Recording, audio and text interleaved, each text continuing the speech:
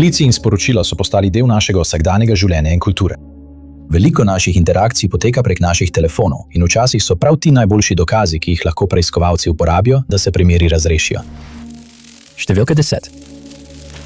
Melissa Sims se je znašla v zaporu zaradi zločina, ki ga ni storila. Vse to pa je omogočila uporaba umetne inteligence.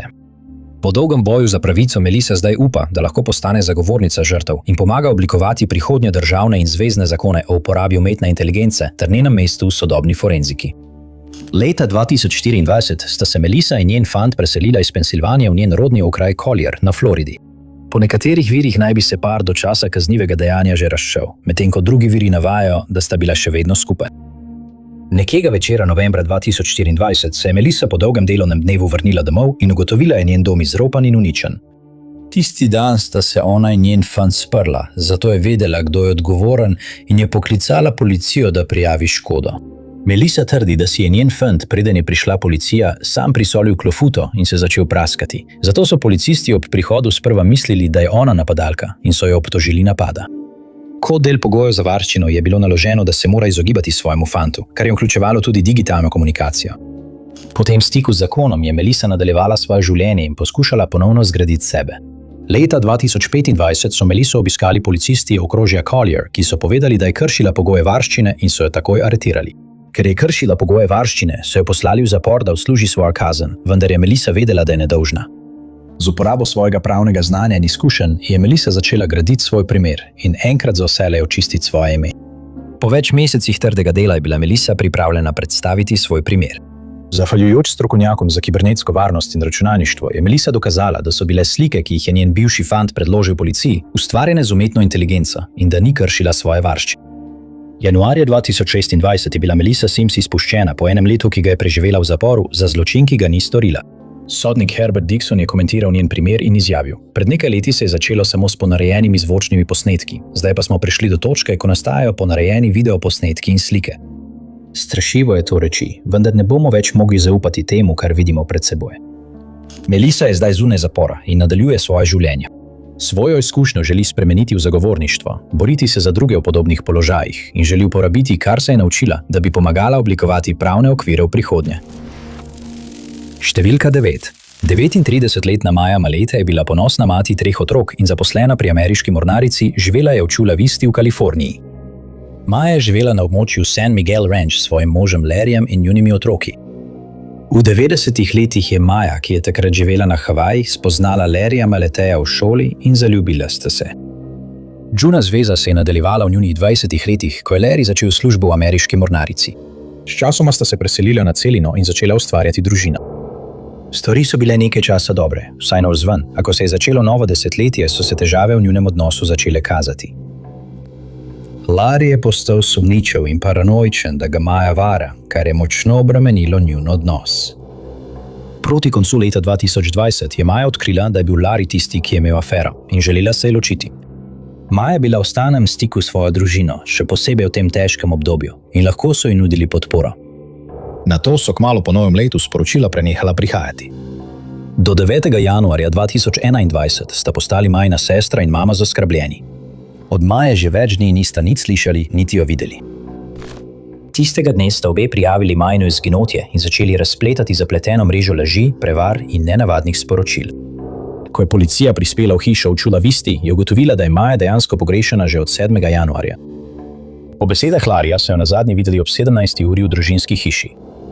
Njeni družini je sprva tudi povedal, da se je 7. januarja zaklenila v svojo sobo in ni hotela priti ven. Ta različica dogodkov je bila policiji takoj sumljiva in začelo se je iskanje Maje. Nekaj tednov kasneje, 23. januarja 2021, so izdali nalog za preiskavo hiše in čeprav niso našli nobenih fizičnih dokazov, so odkrili temačen zvočni posnetek. Posnetek 7. januarja ob 20:30 je vseboval značilne strele in poke. Policisti so jih našteli vsaj 8. Larry Malete je poskušal zmanjšati pomen posnetka in ni sodeloval s policijo ali Majino družino. Več mesecev je preiskava potekala v tišini, nato pa je oktobra 2021 policijska uprava Chula Vista sporočila, da so Larry Maleteja aretirali in obtožili, da je vzel Majino življenje. Primer proti Larryju ni potekal gladko, saj je njegova pravna obramba vložila več predlogov, s katerimi so želeli dokazati, da ni duševno sposoben za sojenje. Kljub tem zapletom se je sojenje Larryju Mileteju končno začelo maja 2026, med katerim je bila javnosti razkrita digitalna sled sporočil in klicev.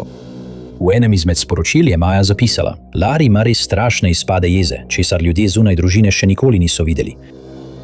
Tisto jutro, ko je izginila, je Maja svojemu možu poslala naslednje sporočilo: Ne želim biti več tvoja žena. Vložila bom, pa če ti je to všeč ali ne. In že zdavnaj bi morala oditi, tokrat pa se ne bom ozirala nazaj. Prav tako so predložili sporočila Larryja z dne 7. januarja 2021 ob 12:30, v katerih je zapisal: Nisem v redu, kmalu bom izgubil živce. Odkritih je bilo še na desetine drugih sporočil, v katerih je Maja prijateljem in družini namigovala, da jo je Larry zlorabil. Od junija 2026 je Larry Millet še vedno na sojenju in pomembno je poudariti, da so vse obtožbe proti njemu za zdaj le domnevne, ter da je nedolžen, dokler mu krivda ni dokazana. Majini posmrtni ostanki še vedno niso bili najdeni, njena družina pa upa, da bodo kmalu dobili odgovore in da bo zavedno ostala v spominu po svoji prijazni in ljubeči naravi. Številka 8. Sredi 2010 je Jack Z iz Lasota, ki uporablja zaimke Ona, začela svoj blog, potem ko je diplomirala iz računalništva na Univerzi Aljaske. Sprva je bil njen blog majhen, kjer je dokumentirala svoje življenje in prijave za službo pri NASA. Vendar je Z časoma začela dodajati svoja radikalna prepričanja. Z je začela zbirati člane, ki so se počutili odrinjene in izključene iz drugih organizacij povezanih z Univerzo Berkeley. 30-letna Michelle Zaško je bila ena od teh članic. Privlačila sta jo Zizina visoka inteligenca in intelektualno spodbudni pogovori. 2. januarja 2023 so policiste v mirnem predmestju Chester Heightsa v Pensilvaniji poklicali na dom Rita in Richarda Zaška, da opravijo preverjanje počutja. Družina Zaško je bila zelo spoštovana, oba sta imela dobra delovna mesta in veliko hišo. Džuna hči Michelle je bila odtujena od njiju že vrsto let, potem ko je trdila, da je imela grozno otroštvo. Mrliški oglednik je potrdil, da sta Richard in Rita utrpela poškodbe glave in da sta bila mrtva že od 31. decembra 2022. Izguba družine Zaško je pretresla skupnost. Zdelo se je naključno, vendar policija verjame, da je bila odgovorna le ena oseba, njuna hči Michelle. Michelle se je zbližala z družino Zaško. Kultna skupina, ki se je oblikovala okoli Jacka Zija Lasote, in do leta 2023 je bila skupina že obtožena resnih zločinov. Ponosni so bili, da delujejo na podlagi logike in ne čustev, in v enem sporočilu skupini je Michelle napisala: Vsakič, ko z mamo komuniciram na globlji način, porabi čas za žaljenje življenja, o katerem ne ve ničesar. Le nekaj ur preden je Rita umrla, je svoji hčerki poslala sporočilo, v katerem se je opravičila za razdor, ki je nastal med njima, in želela popraviti stvari. Michelle na to sporočilo nikoli ni odgovorila. Namesto tega policija trdi, da je Michelle iz Vermonta v Pensilvanijo peljala z enim samim namenom. Preiskovalci so se osredotočili izključno na Michelle kot glavno osumljenko. Zizijanovim je napisala veliko sporočil, v katerih se je pritoževala nad svojimi starši, in do leta 2023 je bila pripravljena ukrepati. Kmalu potem, ko so par odkrili, je policija našla posnetke varnostnih kamer, na katerih je črn avto z 2 osebama pripeljal do hiše Zaškojevih. Na posnetku se sliši glas, ki zakriči "Mama", preden odjeknejo glasni poki. Med preiskavo so policisti odkrili sporočila in zapiske na telefonu Michelle, v katerih je govorila o stvareh, ki jih je zamočila. Ta sporočila so vsebovala podrobnosti o zločinu, Michelle pa je omenila, da je pozabila pobrati tulce s prizorišča. Michelle Zaško je bila končno obtožena, da je vzela življenje svojim staršem konec junija 2026 pod divjem pregonu po Pensilvaniji, da bi jo aretirali. Policisti so medijem povedali, da vedo, da Michelle ni delovala sama in si prizadevajo razkriti njenega sostorilca. Michelle je ves čas vztrajala pri svoji nedolžnosti, preiskovalci pa še vedno poskušajo ugotoviti, ali je bila Michelle tista, ki je pritisnila na petelina, ali pa je le naročila umor. V prihodnjih mesecih jo čaka sojenje in če bo spoznana za krivo, ji grozi smrtna kazen. Rita in Richard Zaško sta v svoji skupnosti in družini ostala v spominu kot topel in gostoljuben par. Njihova izguba je globoko prizadela njihovo družino in skupnost, zato je pomembno, da se jih spominjamo po tem, kakšni so bili v življenju, ne pa po tem, kaj se jim je zgodilo. Številka 7. 19. junija so prebivalci ulice Tuscan Loon Drive v Tampi na Floridi bili priča zločinu v teku. Nekoč mirna ulica je bila preplavljena s policijskimi avtomobili in do večera se je spremenila v morje modrih in rdečih luči.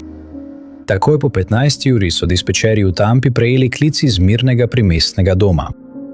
Ženski glas je obupano prosil: "Prosim, nehaj, ubijaš me." Vse, kar je klicateljica uspela povedati, je bilo, da je ime Amanda Rourke. Večina klica je neslišna, ker Amanda obupano prosi za življenje in kriči. Dispečerji so neutrudno delali, da bi določili njeno lokacijo, vendar je bila Amanda v zelo slabem fizičnem stanju in ni mogla govoriti.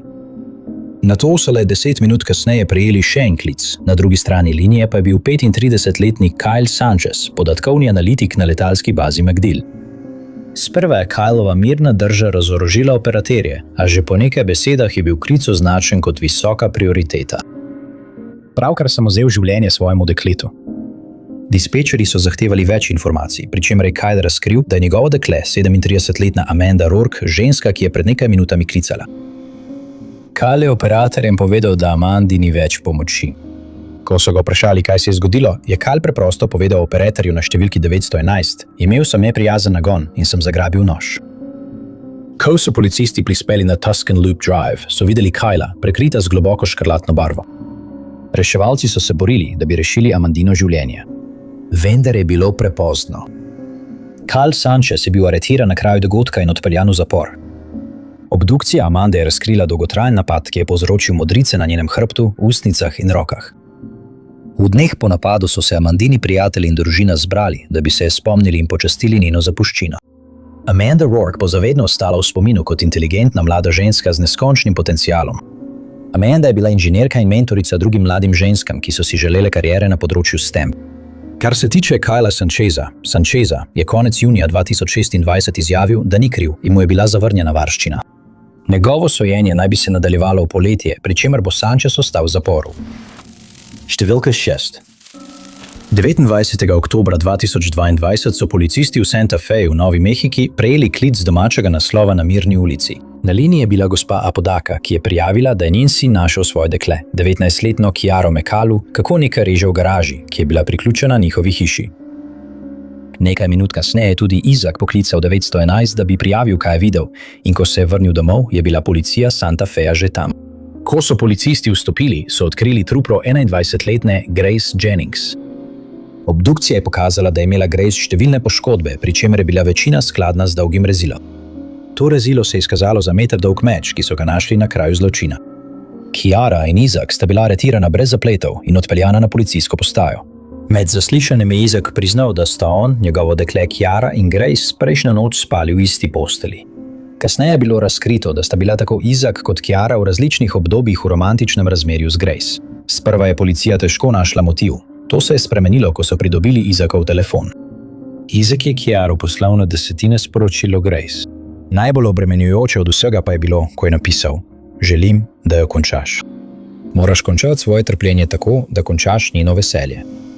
V drugih sporočilih sta par natančno opisala, kako naj bi se zločin zgodil, celo razpravljala sta o tem, kako bosta počistila prizorišče zločina. Med zaslišanjem je Kiara najprej poskušala policistom povedati, da verjame, da trpi za DID, prej znano kot motnja več osebnosti. Trdila je, da ji nediagnosticirana DID povzroča vrzeli v spominu. Kiara jim je tudi povedala, da jo je Izak rekrutiral v senčno agencijo z imenom Ghost. Ta agencija je delala na tem, da odstrani grozne ljudi in odvzem Gracinga življenja bi ji pomagal napredovati po hierarhiji. Kot rezultat preiskave sta bila tako Izak kot Kiara aretirana in obtožena zarote za storitev umora prve stopnje. Kiara je imela še dodatno obtožbo za umor prve stopnje. Na sodišču so bile predstavljene različne sporočila med parom, pri čemer je Kiarina obramba trdila, da je bila prisiljena storiti zločin v Izakovo korist. Med postopkom je Kiarin zagovornik trdil, da ni sposobna sodelovati v sojenju in vloženo je bilo potrdilo o nesposobnosti. Leta 2022 je bilo odrejeno, da mora Kiara opraviti zdravljenje zaradi duševnega zdravja. Konec leta 2025 je bilo odrejeno novo zaslišanje, na katerem so tokrat ugotovili, da je sposobna sodelovati v sojenju. Primeri proti Izaku in Kiari trenutno potekajo na sodiščih v Novi Mehiki, pri čemer je tožilstvo dodalo, da je Izak izvajal nadzor, predvsem finančni, nad svojo punco. Pričakuje se, da se bodo primeri zaključili poleti 2026, pri čemer par v primeru obsodbe čakata zelo dolgi kazni. Grace Jennings so tisti, ki so jo poznali, opisali kot bistro, prijazno in ljubečo. Njena družina upa, da bodo kmalu dosegli zaključek in želi, da si javnost Grace zapomni kot njihovo bistro in ljubečo dekle. Številka 5. Christina Banfield je bila steber svoje skupnosti. Delala je kot medicinska sestra na intenzivni negi v pediatriji in je bila vedno pripravljena pomagati vsakomur v svoji skupnosti v Herndonu v Virginiji. Njen mož Brandon je bil prav tako izjemen državljan in skupaj sta s hčerko živela udobno življenje. Nekega dne je policija prejela nenavadne prekinitve klicev na številko 991 in ko so prispeli v dom Banfieldovih, so odkrili celoten obseg zločina. Leta 2021 je Perez Miguelaz naletel na ponudbo za delo na spletu, kjer je uspešna družina iskala au pair, ki bi jim pomagala vzgajati hčerko. Perez, ki prihaja iz Brazilije, je zagrabil priložnost in se odzval na oglas. V nekaj tednih je začela delati in živeti pri družini doma ter pomagala, kadar je bila potrebna. Sprva se je Perez dela popolna izbira. Pri komaj 21 letih je bila odgovorna, inteligentna in prijazna. Christine je cenila pomoč, vendar so se stvari že leto dni po začetku njene specializacije začele spreminjati. Do leta 2022 sta Brandon in Perez za Christininim hrbtom imela afero. Brandon je Perezu povedal, da se želi ločiti od svoje žene, vendar so bile stvari zapletene. Brandon je povedal, da bi njegova žena v primeru ločitve dobila več denarja kot on in skrbništvo nad njuno hčerko. Kljub oviram je Brandon Perezu povedal, da se želi poročiti z njo in imeti otroke, zato bi lahko skupaj pripravila načrt.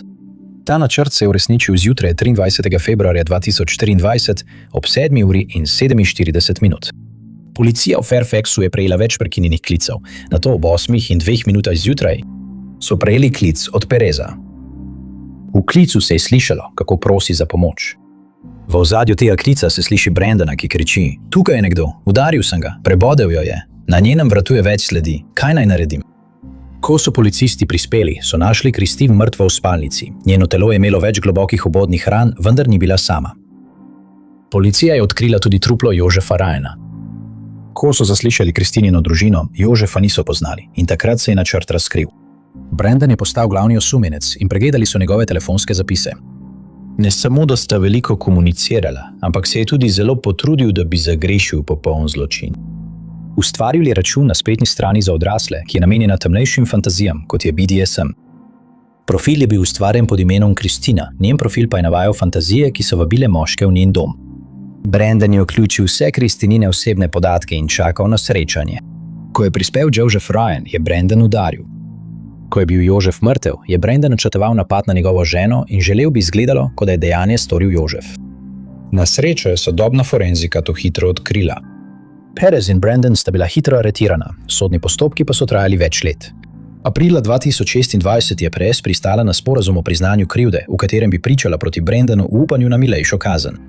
Na sojenju je sodnik to priporočilo zavrnil in Perez je bila obsojena na 10 let zapora. 5. junija 2026 je Brandon Banfield končno stopil pred sodnika. Spoznan je bil za krivega po vseh točkah obtožnice in preostanek življenja bo preživel za zapahi. Kristina bo zavedno ostala v spominu kot prijazna duša, ki je dala vse od sebe, da je skrbela za druge. Njena zapuščina živi naprej v njeni hčerki, ki vsak dan izžareva enako ljubeznivost. Družina Josepha Ryana ni poznala in je bil žrtev, izbrana naključno. Naj njihov spomin živi večno. Številka 4. 26-letna Hannah Neville in 27-letni Roberto Tanner sta živela mirno in srečno življenje v Stromsburgu v Nebraski. Zakonca sta se januarja 2026 privajala na novo življenje, saj sta pred kratkim izvedela, da pričakujeta otroka. Družina para ju je podpirala in vsi so bili polni navdušenja. 15. januarja 2026 je Hannina sostanovalka poklicala policijo in prijavila, da pogreša svojo prijateljico. V poročilu je povedala policiji okrožja Polk, da je Hanno nazadnje videla tistega jutra, ko je zapustila njun skupni dom, da bi pobrala svojega moža v Lincolnu, približno 111 km od Stromsburga. Prijateljica je postala sumničava, ko se par ni nikoli vrnil domov. Poleg tega je Hannin zdravnik poklical policijo, ko se ni pojavila na rednih pregledih. 16. januarja so Hannin avto našli zažgan na križišču 39. ulice in Kornhazerča v Lincolnu. To odkritje je še okrepilo preiskavo in zaskrbljenost njene družine. Ko so policisti poskušali poklicati Hanno, da bi jo obvestili o njenem avtu, so dobili le mrtvo linijo. 15. januarja je policijska uprava v Lincolnu odkrila človeške ostanke dveh oseb. Forenzične preiskave so kasneje dokazale, da so te ostanki pripadali pogrešanemu paru in začelo se je iskanje odgovornih. Preiskovalci so vedeli, da je bil Hannin telefon aktiven na dan njenega izginotja, zato so se odločili pridobiti zapise o njenem telefonu in telefonu njenega moža. Podatki iz mobilnih telefonov so pokazali, da so bili nazadnje opaženi v domu 24-letnega Sterlinga Jamesa Tannerjevega polbrata in njegove žene Sadie Titus. Ko so obiskali Sterlinga, se je primer začel sestavljati. Po njegovih besedah je 15. februarja poklical svojega polbrata k sebi domov, da bi se pogovorila o zaskrbljujočih sporočilih, ki jih je Tanner poslal. Vsebina teh sporočil ostaja neznana, vendar naj bi Sterling verjel, da so ogrožala družino. Ko je Tanner prispel, Sterling trdi, da sta se zapletla v vročo razpravo in da je Tanner zagrozil, da bo potegnil svoje strelno orožje. Nekaj trenutkov kasneje trdi, da je Tannerja odpeljal nekdo, ki je vozil rjav SUV. Priče bi to zgodbo zanikale, ena priča pa trdi, da je videla Sterlinga na njegovem posestvu z ženskim truplom na tleh. Nato so videli, kako je Sterling položil truplo v SUV, podoben Henninemu. Kot rezultat preiskave sta bila Sterling in Sadie obtožena, pri čemer je bila Sadie obtožena le pomoči in napeljevanja. 4 druge osebe so bile od takrat aretirane zaradi poseganja v dokaze in uničevanja dokazov. Do trenutka objave je primer proti vsem obtožencem še vedno v teku, pri čemer se pričakuje, da se bo sojenje začelo konec leta 2026 in nadaljevalo v leto 2027. Življenje in zapuščina Hannah in Tannerja bosta zavedno živela naprej skozi njune prijatelje in družino. Njune družine želijo, da bi se par spominjali po njuni ljubezni drug do drugega, do družine in do skupnosti. Zelo jo bomo pogrešali in zavedno se jo bomo spominjali. Številka 3. Leta 2024 je anonimna ženska, gospa X, vložila kazensko ovadbo proti veteranu policijske sile v Honoluluju, 52-letnemu Christopherju Moonu. Do tega trenutka je bil Christopher zoren policist z mnogimi leti izkušenj. Kmalu po vložitvi obtožb se je ženska umaknila in preiskava se je zaključila. Leta 2023 sta Christopher in gospa X začela razmerje in v prvih nekaj tednih je bilo vse odlično, vendar ni trajalo dolgo, da so se začele kazati razpoke. Po njenih besedah sta se prepirala na desetinekrat, vendar nikoli ni prišlo do fizičnega nasilja. To je bilo do 30. maja 2024, ko je bil Christopher obtožen, da je z glavo udaril svoje takratno dekle. Gospodična X je poklicala 911 in ko je policija prispela, je imela poškodbe na obrazu. Po poročilih je bila gospodična X zadržana glede vložitve obtožbe, ker je verjela, da zaradi njegovega visokega položaja na policijski postaji ne bo storjeno ničesar. Kljub njenim zadržkom je policijska uprava Honolulu nadaljevala s postopkom in Krištof je bil aretiran. Samo dan kasneje je gospodična X prejela sporočilo od Krištofovega šefa, v katerem je zapisal: "Upam, da nima težav. Nikoli nisem vložil obtožbe. Bila je samo pretep." Nekaj dni kasneje je gospodična X umaknila svoje izjave in s tem tudi svoje pritožbe. Potem pa se je leta 2025 nekaj spremenilo in gospodična X je Krištofovemu šefu povedala, da ga je treba razkriti. Sledila je zbirka posnetkov zaslona, ki jih je on poslal njej. Sporočila naj bi bila med Krištofom in vodjo preiskav na tožilstvu. V enem izmed sporočil je vodja napisal: "Če bo šlo še dlje, bom moral sam stopiti v stik s Centrom za socialno delo. S tem, kar imate, kaže na resno duševno bolezen in da je njen otrok ogrožen." V drugih sporočilih je videti, kako vodja tolaži Krisa. "Vemo, kako zelo si jo želel zaščititi, vendar ne bo več v tvojih rokah, če bo šlo še dlje." Strokovnjaki za digitalno forenziko so hitro ugotovili, da si je Christopher Moon ta sporočila pošiljal sam in se izdajal za vodjo. Vodja preiskav na tožilstvu je prav tako potrdil, da ni imel nobenega stika z gospodično X. Po zmedeni preiskavi je bil Christopher uradno obtožen 2 točk obtožnice zaradi oviranja pravosodja, 2 točk zastraševanja prič, 2 točk vplivanja na priče in 1 točke zlorabe.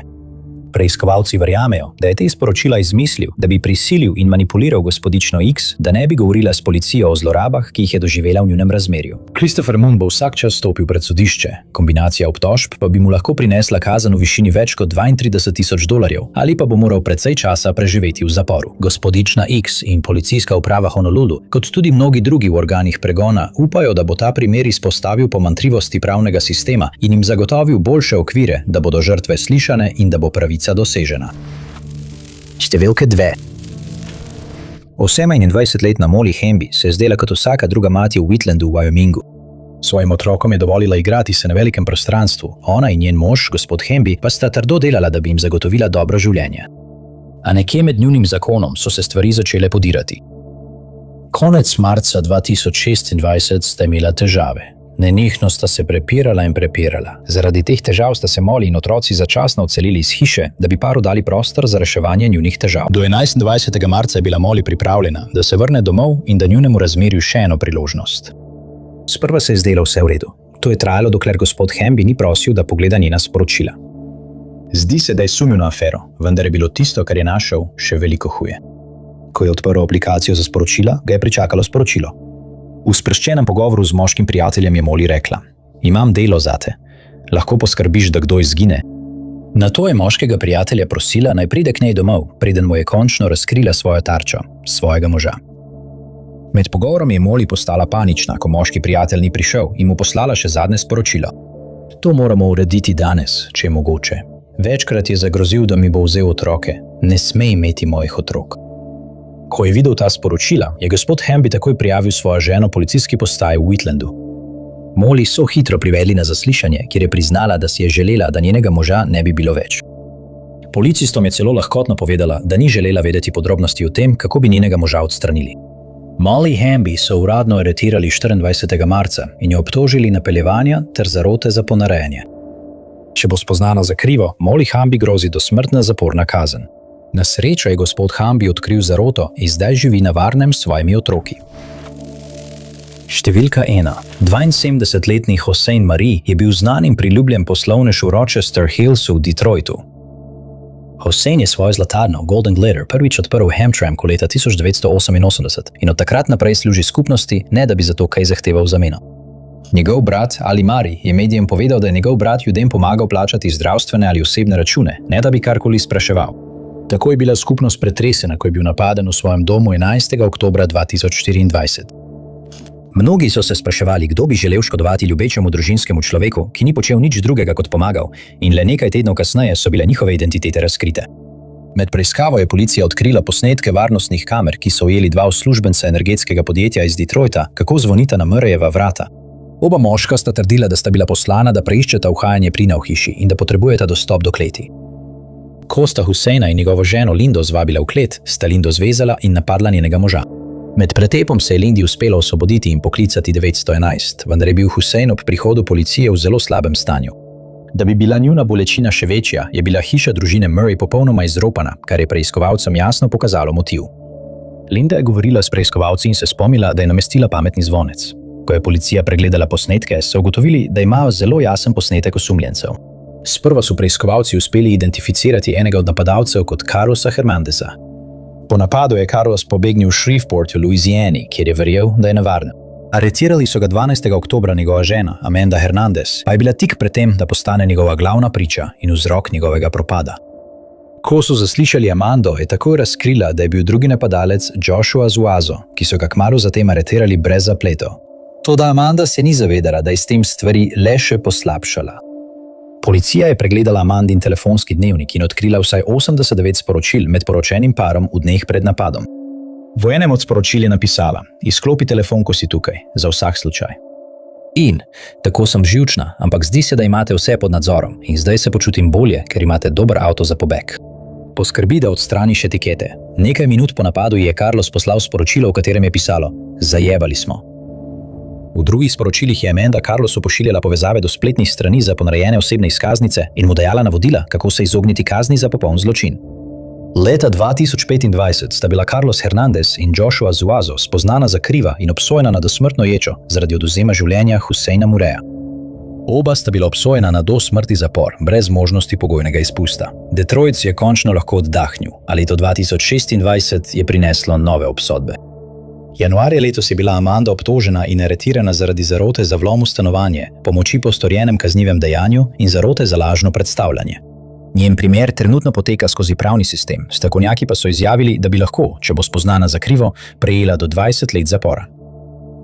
Hussein Marrej bo zavedno ostal v spominu kot prijazen in sočuten človek, ki ni služil le svoji družini, ampak tudi svoji skupnosti.